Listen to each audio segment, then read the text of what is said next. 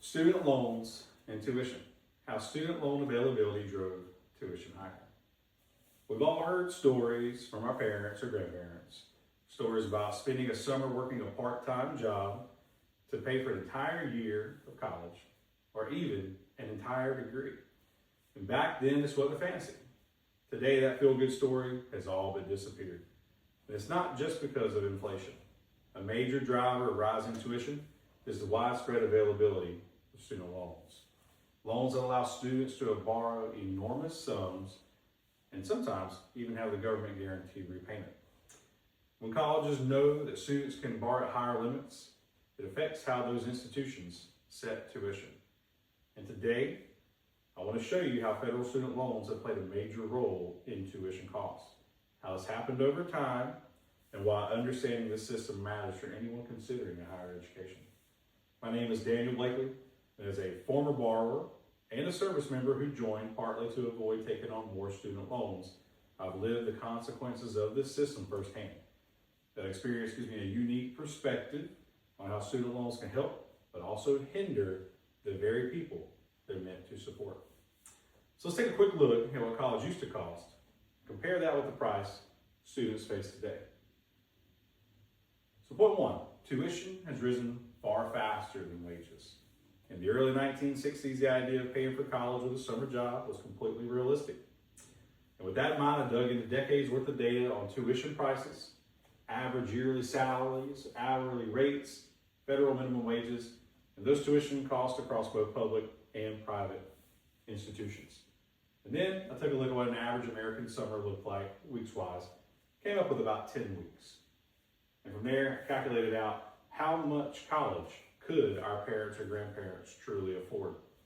And they were right. They could afford almost an entire college degree off working one summer between high school and that first semester of college. Compare that to today, we can afford roughly 1 year's worth of college before we've got to go back to work or take out student loans. So minimum wage did not rise 40%. Hourly rates and yearly salaries didn't rise by 40 times, but public and private tuition did. So why is that? That brings me to my second point. Federal student loans increased borrowing and colleges responded. In 1965, the Higher Education Act made federal loans widely available to both middle and lower income families. And this opened the door to millions of students who previously couldn't afford college. Something else happened too. By 1979, just 14 years after student loans became common, the number of borrowers increased by 46%, and the total dollar amount borrowed increased by 56%. And today, student loan debt has ballooned to a staggering $1.7 trillion, with the average borrower owing nearly $38,000. And here's a key point. Student loans didn't just help people pay for college, they changed how colleges set prices. Suddenly, students weren't limited by the cash they had on hand, they were limited by how much they were allowed to borrow.